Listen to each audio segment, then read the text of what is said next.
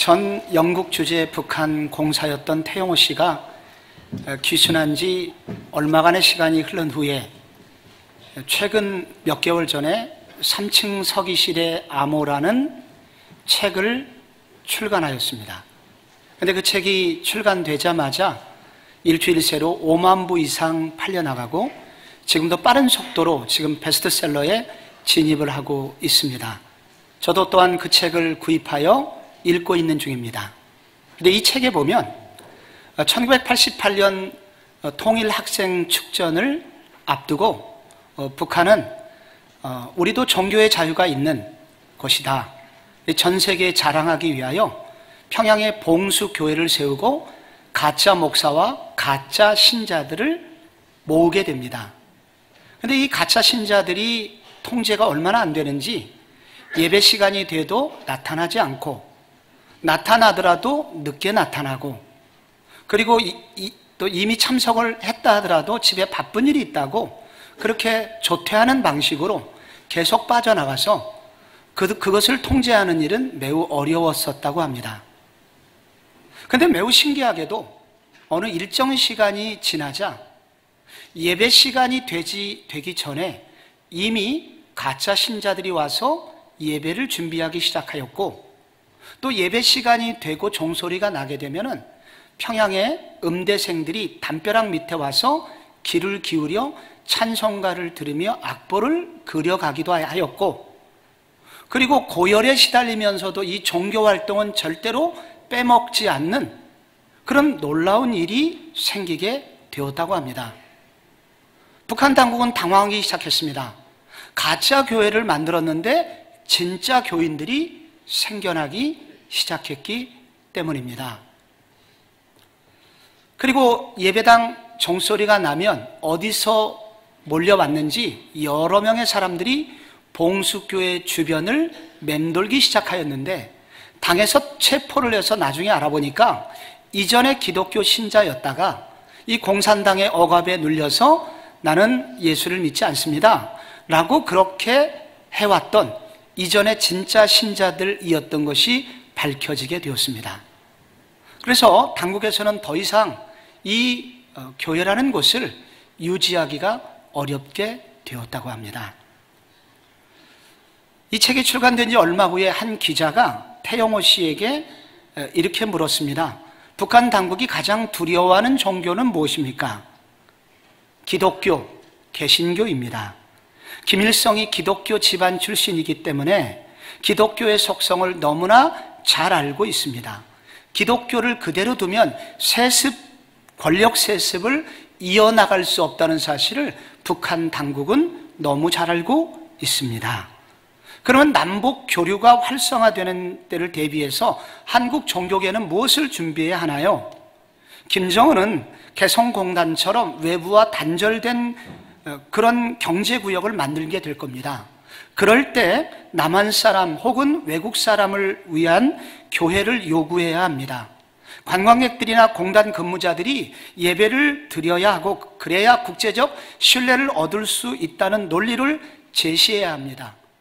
그래서 작은 건물이라도 십자가가 세워진 모습을 보면 이전에 믿었던 사람들의 마음속에 다시 하나님이 살아날 수 있기 때문입니다 라고 그는 말을 하였습니다.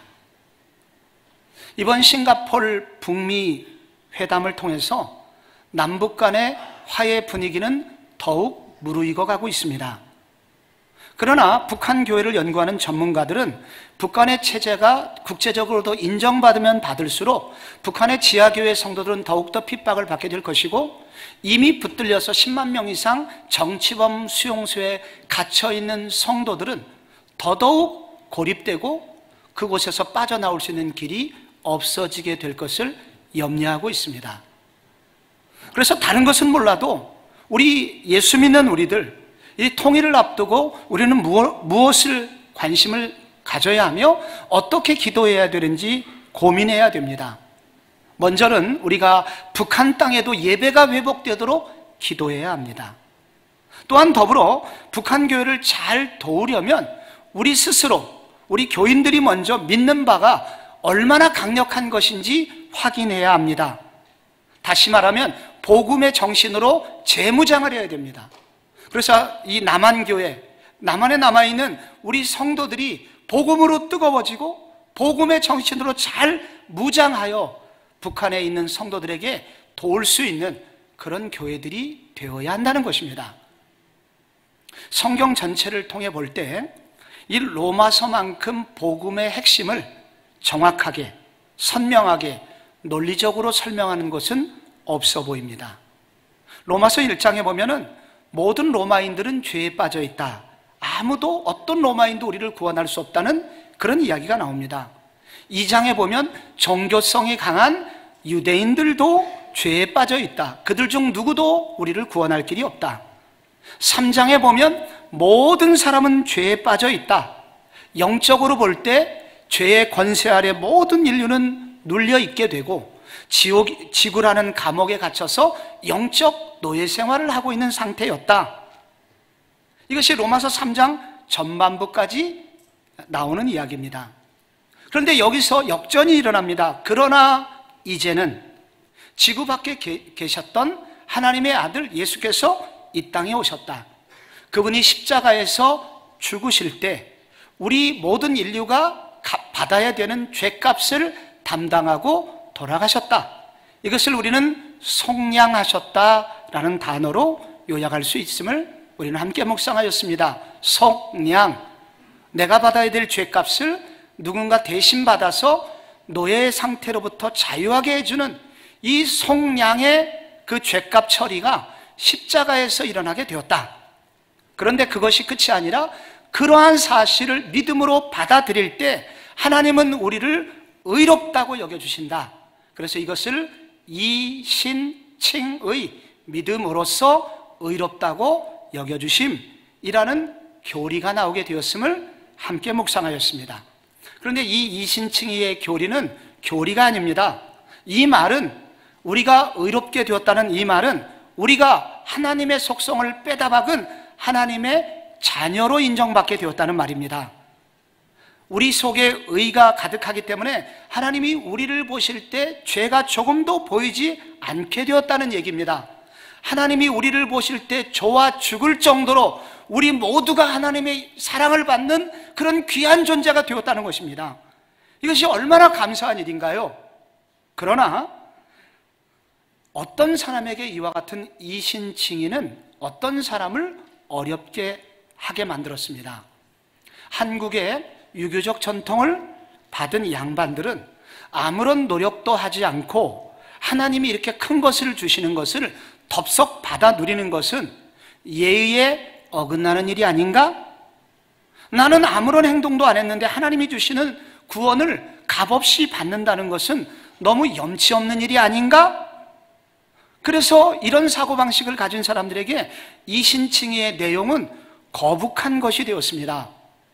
어떤 케이크 회사에서 물만 부으면, 그리고 오븐에 10분 정도, 15분 정도만 오븐을 돌리면 케이크가 만들어지는 놀라운 제품을 출시하였다고 합니다. 얼마나 놀라운 일입니까? 케이크 우리가 가서 사오지 않아도 그냥 마트에 가서 케이크 사다가 물 딱 붓고 15분 돌리면 케이크가 딱 나와요. 그걸로 뜨거운 케이크를 갖고 해피 버스데이 투 유 부르면 얼마나 편하고 좋을까요? 그런데 그게 팔리질 않았습니다. 그런데 어떤 회사의 직원이 거기에 계란을 깨어 넣어 휘젓는 방법, 까다로운 조건을 하나 더 첨가한 후에 비로소 그 케이크가 날개 돋친 듯이 팔려나갔다고 합니다. 사람은 그렇습니다.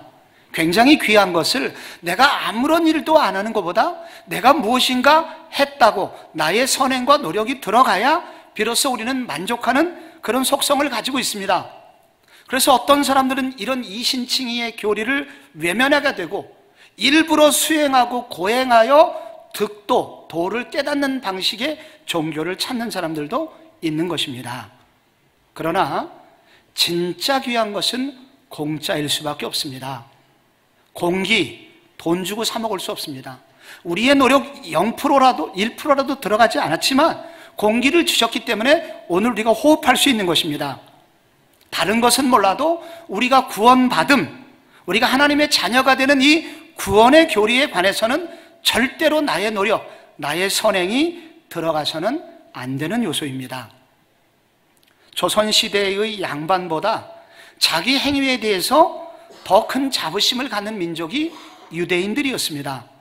유대인들은 바로 이 바울의 이신칭의에 대해서 하나님은 우리 조상들의 선한 행실을 보고 구원해 주시지 않았느냐?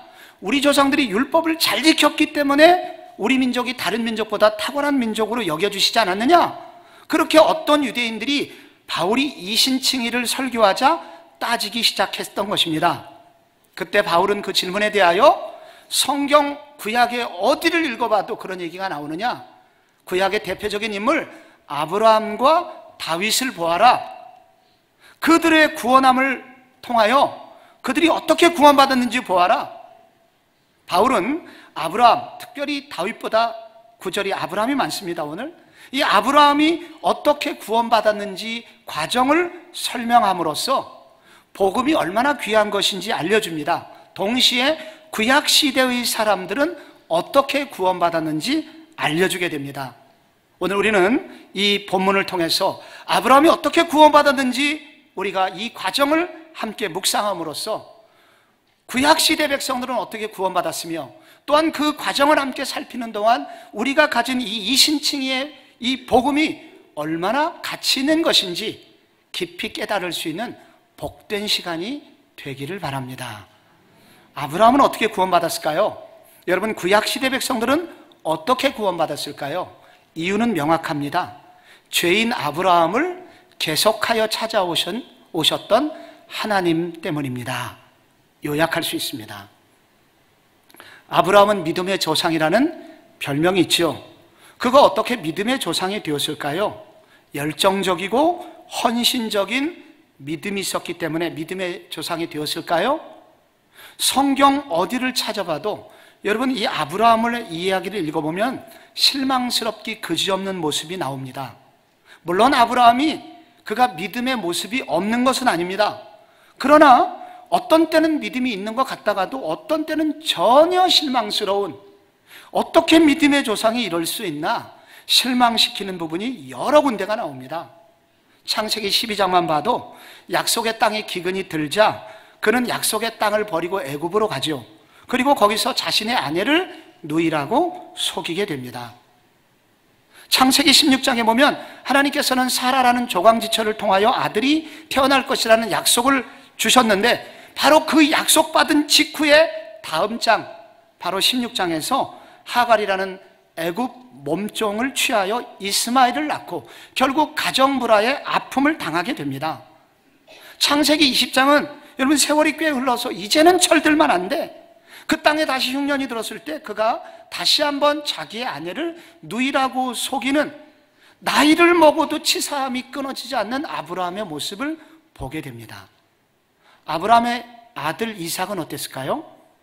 이삭도 아버지를 닮아갖고 흉년이 되었을 때 애굽으로 내려가려고 하다가 그랄에 머물게 되었는데 아버지와 같이 아내를 누이라고 속이는 이런 죄를 반복하게 됩니다.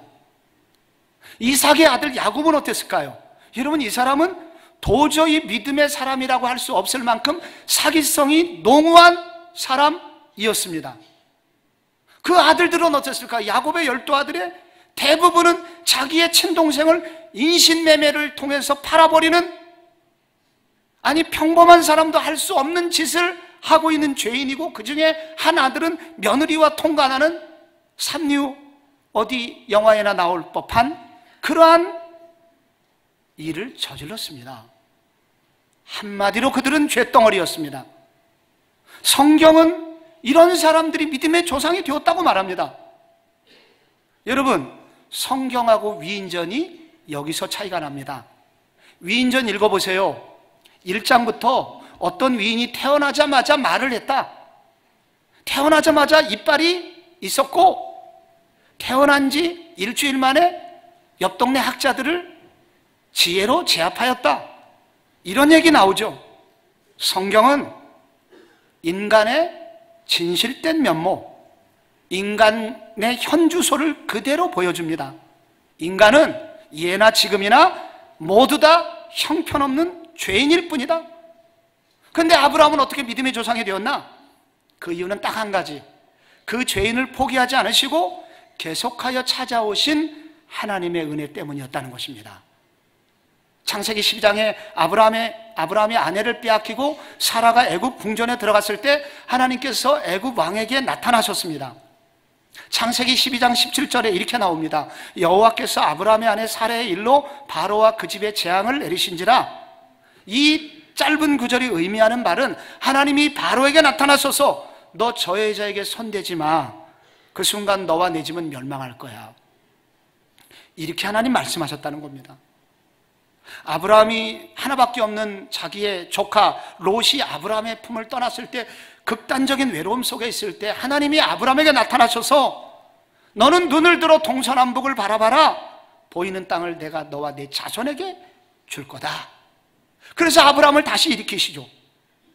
99세 때 모든 것 포기하고 있을 때 천사를 보내어 내년 봄에 아들이 있으리라 다시 약속하시고 결국 아들을 주십니다. 끊임없이 하나님은 아브라함을 방문하셨고 아브라함에게 용기를 주셨습니다. 아브라함이 의인이라서 믿음의 조상이 된 것이 아니고 그에게는 자랑할 것이 전혀 없었지만, 그는 우리와 똑같은 죄인이었지만은 하나님이 계속하여 찾아와 주심으로 결국 그는 믿음의 조상이 되었던 것입니다. 성도 여러분, 우리가 무슨 자랑할 것이 있어서 하나님이 우리를 의인으로 만들어 주시는 것이 아니라, 우리 모두 다 아브라함의 후손으로서 우리 모두 다 죄인일 뿐이지만, 그러나 하나님이 어느 날 죄 많은 우리에게 하나님께서 우리를 방문해 주셨고 말씀이 들리게 해주셨고, 그래서 우리도 이 의인의 반열, 하나님이 불쌍히 여겨주시는 그러한 하나님의 자녀가 된 줄로 믿습니다. 우리 모두 다 그와 같습니다. 둘째로, 여러분, 아브라함, 구약시대의 사람들이 어떻게 구원받았나? 구약시대도 오직 믿음으로 구원을 받았습니다. 어떤 사람은 구약시대, 이 신칭이라는 것이 신약시대에나 통할 법한 얘기지 구약시대에는 율법으로 구원받지 않았나요? 이렇게 오해하시는 분들이 계십니다. 성경은 뭐라고 말할까요? 오늘 성경 로마서 4장 2절과 3절, 제가 2절 읽고 여러분 3절 같이 읽습니다. 만일 아브라함이 행위로서 의롭다 하심을 받았으면 자랑할 것이 있으려니와 하나님 앞에서는 없느니라. 성경이 무엇을 말하느냐? 아브라함이 하나님을 믿음에 그것이 그에게 의로 여겨진 바 되었느니라. 아멘. 그런데 여러분, 아브라함이 하나님을 믿음에 그것이 그에게 의로 여겨졌다는 이 부분은 구약에서 인용한 구절입니다. 이게 바울이 창조해낸 구절이 아닙니다. 창세기 15장에 그대로 나와 있는 구절입니다. 아브라함이 하나님의 약속을 받은 지, 그리고 부름받은 지 10년이 됐습니다. 그런데 여전히 하나님은 아브라함에게 아들을 주시지 않았습니다. 아브라함은 이제 낙심하였고 저의 몸종, 종 중에서 그 중에 제일 똑똑한 놈을 골라 후계자를 삼고자 합니다 라고 하나님께 말했습니다. 서운했던 것이죠. 근데 그때 하나님께서 아브라함에게 말씀하셨습니다. 여호와의 말씀이 그에게 임하여 이르시되 그 사람, 종 엘리에셀이 아니라, 내 상속자가 아니라 내 몸에서 날 자가 내 상속자가 될 것이다, 이렇게 말씀하시고 5절에 그를 이끌고 밖으로 나가 이르시되 하늘을 우러러 뭇별을 셀 수 있나 보라. 또 그에게 이르시되 내 자손이 이와 같으리라. 그때 아브라함이 여호와를 믿으니 여호와께서 이를 그의 의로 여기셨다. 이 아브라함이 여호와를 믿으니 여호와께서 이것을 그의 의로 여기셨다는 이 구약 창세기 15장에 먼저 이 본문이, 이 구절이 나오고 있는 것입니다. 하늘을 우러러 뭇별을 셀 수 있나 보라. 내 자손이 이와 같으리라. 여기서 이 자손이라는 단어는 복수가 아니라 단수로 기록되어 있습니다. 이상합니다. 왜냐하면 이 본문은 원래 이 흐름상 하늘의 별처럼 많을 것이다, 그럼 내 자손들이 하늘의 별처럼 많을 것이다, 자손들, 이렇게 돼야 문맥에 맞는데 여기 자손이라는 단어가 단수로 되어 있단 말이에요. 하나, son 이렇게 되어 있단 말이에요. 결국 이것은 이 부분에 관해서 신약 성경은 이렇게 해석을 내리고 있습니다. 갈라디아서 3장 16절을 보시면요, 이 약속들은 아브라함과 그 자손에게 말씀하신 것인데 여럿을 가리켜 그 자손들이라고 하지 아니하시고 오직 한 사람을 가리켜 내 자손이라 하셨으니 곧 그리스도라. 그래서 결국 아브라함에게 하나님께서 말씀하신 것은 내 자손이 이와 같으리라. 그것은 바로 한 사람, 앞으로 오실 예수 그리스도를 말씀하신다는 거예요. 그래서 그 구절을 다시 해석해 보면 앞으로 예수 그리스도를 통한 영적 후손들이 하늘의 별처럼 많아질 거야. 하나님 나라의 백성이 이렇게 많아질 거야 라고 하나님이 말씀하신 것을 아브라함이 믿었다는 것입니다. 다시 한번요, 아브라함이 여기서 무엇을 믿었는지 알 수 있습니다.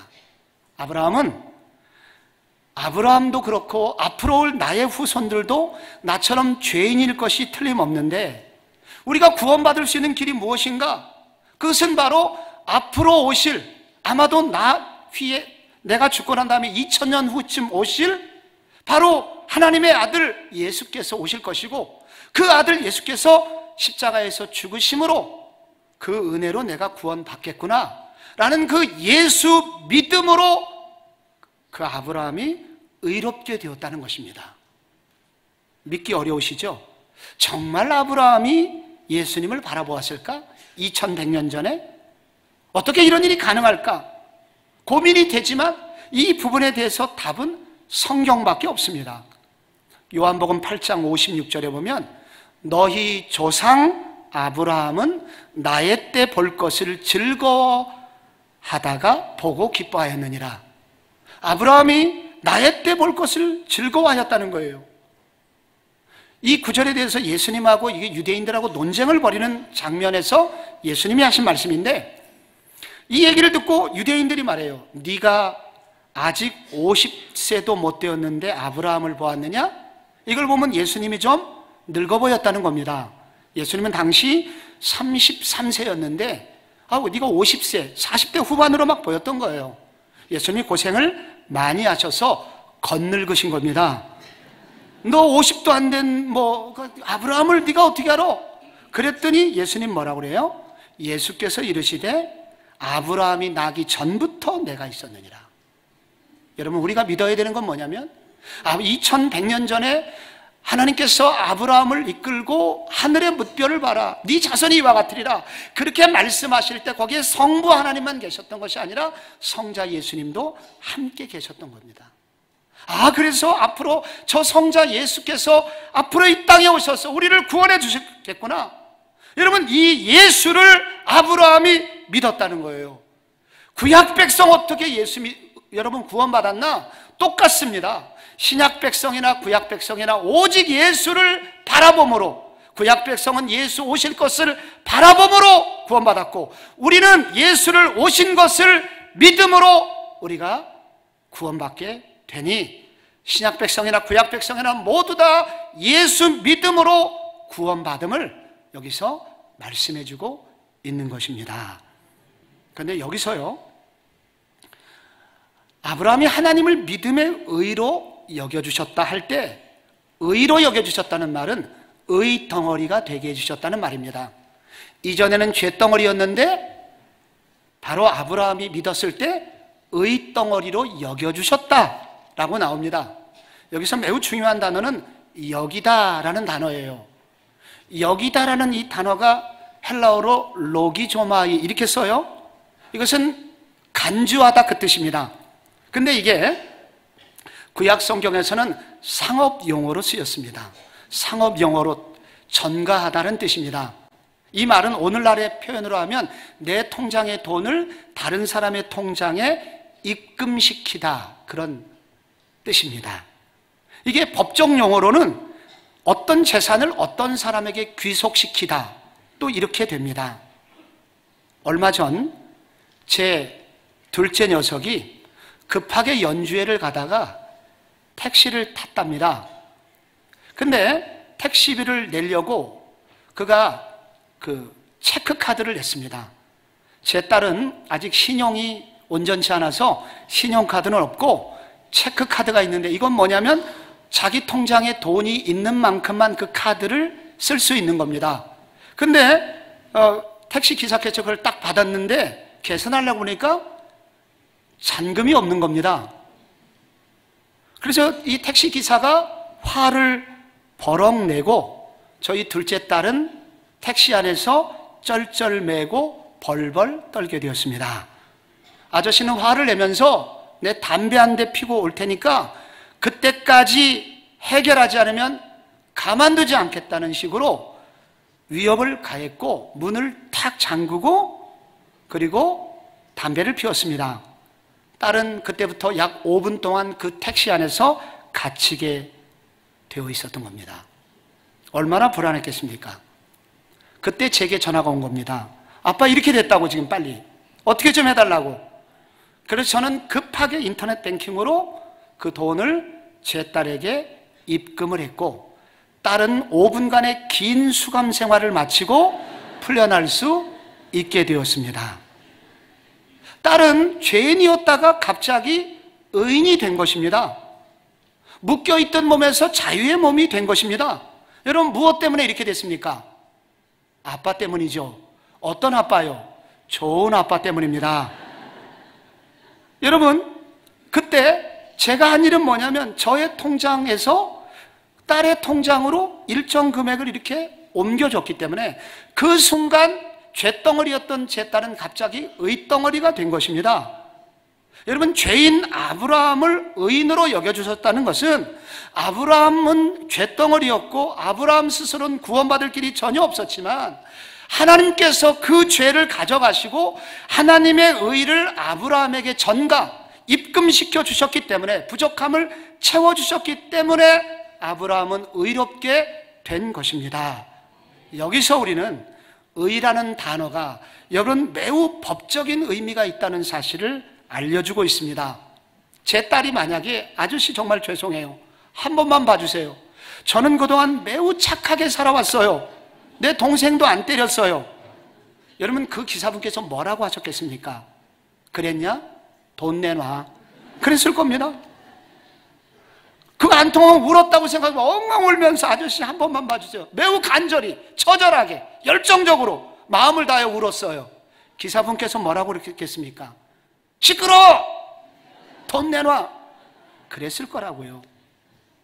여러분, 십자가는 운다고 해결되는 게 아닙니다. 우리의 죄는 울어서 해결되는 게 아니에요. 나의 허물과 죄를 착하게 산다고 해서 해결되는 게 아닙니다. 그래서 십자가는 법적인 사건입니다. 흔히들 우리 어린 젊은 학생들은 수련회 가서 많이 울면 구원받은 줄 압니다. 그게 아니에요. 운다고 해결되는 게 아니에요. 많이 분위기 타서 우는 게 중요한 게 아니라 법적으로 내 죄값을 예수께서 정확히 지불해 주심을 알고 그 예수님의 신실하심을 내가 믿음으로 받아들이는 그 순간 하나님이 의롭게 여겨 주신다는 겁니다. 운다고 되는 게 아니에요. 여러분, 오늘 분위기 잡고 우리가 슬퍼한다고 하나님이 우리 불쌍히 여겨주시는 게 아닙니다. 하나님께서 나를 위해서 행하신 일을 바로 알고 믿음으로 받아들이는 순간 의롭다 여겨주시는 거예요. 그래서 이전 우리 성도님들, 윗 어른들이 많이 불렀던 찬송이 있습니다. 울어도 못하네, 눈물 많이 흘려도 겁을 없게 못하고 죄를 씻지 못하니 힘써도 못하네. 그 다음에 아시죠? 십자가에 달려서 예수 고난 보셨네, 나를 구원하시리 예수밖에 없네. 여러분, 운다고 되는 게 아니에요. 눈물 많이 흘린다고 되는 게 아니에요. 우리가 의로운 사람이 되는 것은 법적인 문제이기 때문에 내 모든 죄를 다 가져가시고 나에게 의를 입김시켜 주신 그 예수 그리스도의 은혜로만, 그것을 믿음으로만 받아들일 때 여러분 의로 여겨주시는 하나님의 은혜임을 믿으실 수 있기를 바랍니다. 어떤 사람이 아브라함이 율법 때문에 구원받았다? 그렇게 오해하시는 분, 오늘 13절에 보면은 여러분, 아브라함이 죽고 난 지 600년 지나서 율법이 생겼습니다. 아브라함이 이 사건 지난 지 600년 후에 모세가 여러분 출애굽 광야에서 이스라엘 백성을 이끌고 갈 때 시내산에서 율법이 주어졌어요. 이미 율법과 상관없이 아브라함은 오래전에 믿음으로 구원받았고, 어떤 사람은 할례로 구원받았다 그러는데 할례는 창세기 17장에 나와요. 그러니까 이 구절은 15장에 미리 구원받은 아브라함이 구원받음의 증거로 할례를 받은 것이지 할례 받음으로 구원받은 것이 아님을 말해주고 있습니다. 우리가 세례받았기 때문에 구원받는 거 아닙니다. 세례는 우리가 구원받은 결과, 구원받음에 감격하여 많은 사람 앞에서 나의 믿음을 드러내는 시간이지 구원받기 위하여 세례받는 것이 아님을 알고 오직 믿음으로만 구원받을 수 있음을 알아야 합니다. 마지막으로 아브라함이 어떻게 구원받았나? 주시는 은혜를 거절하지 않고 받아 누렸기 때문입니다. 받아 누렸기 때문이에요. 오늘 본문의 5절, 4절, 5절에 이런 예화가 나옵니다. 일하는 자에게는 그 삭시 은혜로 여겨지지 아니하고 보수로 여겨지거니와 일을 아니할지라도 경건하지 아니한 자를 의롭다 하시는 이를 믿는 자에게는 그의 믿음을 의로 여기시나니. 여기 노동의 비유가 나옵니다. 아무리 하나님께서 의를 주셔도 두 종류의 사람이 있는데, 하나는 늘 품값을 받는 식으로 하나님의 은혜를 생각하는 사람이 있고, 또 하나는 하나님의 전적인 은혜였다고 그대로 은혜를 받는 사람이 있다는 것입니다. 저는 지금도 제가 가장 어려웠던 젊은 시절에 서대문 로터리 한 용역회사 2층 담배 연기 자욱한 새벽 6시에 모였던 그 잡부들이 모여서 그날의 이제 일거리를 기다리는 초조했던 그날의 아침을 지금도 생생하게 기억이 납니다. 사무실 여직원이 어느 현장에서 온 전화를 받습니다. 잡부 몇 명 보내주세요. 그러면은 몇 사람 아현동으로 갑니다. 또 몇 사람 독립문으로 팔려갑니다. 근데 오전 7시가 넘어서도 전화가 오지 않으면 나머지는 일거리가 없는 거예요. 그날 공치고 돌아가는 것입니다. 터벅터벅 힘없이. 그래서 일할 것이 없나 공사 현장을 맴돌고 있는데, 그날 어떤 공사장 감독께서 아니 젊은이가 어쩌다가 이렇게 어렵게 되었나 하면서 일도 안 했는데 당시에 일당 25,000원을 줬다고 한번 생각해 보세요. 앞에 제가 일거리를 찾아서 간 것까지는 맞고 그 다음에 나머지는 가정입니다. 여러분, 일을 안 했는데 혹은 일을 못 했는데 품값을 주면 그것은 너무도 고마운 일 아닙니까? 그것을 은혜라고 하는 거예요. 아브라함이 잘한 일은 무엇인가? 하나님이 주신 의를 거절하지 않았다는 것입니다. 그것을 받아 누렸다는 거예요. 하나님께서 우리에게 이 이신칭의 은혜를 주시고 우리에게 원하시는 건 딱 하나입니다. 이것을 받아 누리라는 거예요. 내 것이 되게 하라는 거예요. 예전에 시골에서는 5일마다 장이 섰습니다. 지금도 남아있죠. 어떤 할머니가 한 보따리 짐을 지고 시장을 봐가지고 머리에 이고 고갯길을 오르고 있는데, 옆마을에 어떤 아저씨가 경운기를 몰고 그도 이제 시장에서 집으로 돌아가고 있는 길이었습니다. 그 할머니가 애달게 올라가고 있는 거 보니까 너무 가슴 아파요. 할머니, 제 경운기에 올라타세요. 그래서 그 경운기를 태워줬는데 한참 가다가 우연히 뒤를 봤는데 여전히 그 할머니가 머리에 보따리를 이고 있는 거예요. 할머니, 왜 그 짐을 지고 계세요? 내려놓으세요. 그 충청도 할머니 뭐라고 답변했는 줄 여러분 짐작하시죠? 경운기 태워준 것도 고마운디 보따리까지 어떻게 내려놓는데요? 염치 없이. 여러분, 보따리 내려놓으셔도 돼요. 나의 경운기는 아무리 큰 보따리를 내려놔도 문제가 생기지 않습니다. 우리 주님이 말씀하시는 거예요. 무슨 짐을 가지고 있느냐? 나의 사랑하는 성도들아, 너의 짐이 무엇이냐? 너의 어떠한 짐이라도 나는 받아줄 수 있어. 네 짐을 나한테 좀 맡기거라. 너의 무거운 죄짐을 맡기라는 거예요. 여러분, 우리 주님께서 죄짐만 해결해 주시겠다는 얘기가 아니잖아요. 자녀 때문에 짐, 여러분 자식 때문에 고생하는 짐이 있고, 여러분의 경제적인 짐도 있고, 직장 생활 때문에 당하는 짐도 있고, 관계에서 오는 짐도 있고, 어떤 짐이든지 내려놓으라는 거예요. 로마서 8장 32절 기억해 주세요. 자기 아들을 아끼지 아니하시고 우리 모든 사람을 위하여 내주신 이가 어찌 그 아들과 함께 모든 것을 우리에게 주시지 아니하시겠느냐. 여러분의 짐, 무거운 짐, 어깨에 있는 무거운 짐을 오늘 예수님께 전가시키세요. 여러분의 무거운 죄짐도 예수님께 맡기고, 여러분의 근심의 짐도 예수님께 맡기고, 여러분의 마음에 그동안 여러분을 어렵게 했던 모든 무거운 짐을 예수님께 맡기면 그 순간 무슨 일이 일어나나? 십자가의 그 큰 사랑으로 우리의 죄짐을 맡으신 주님께서 그 능력의 손으로 우리의 짐은 다 가져가시고 주님이 주시는 은혜와 능력과 평강으로 우리를 채워 주실 것입니다. 이신칭의의 은혜는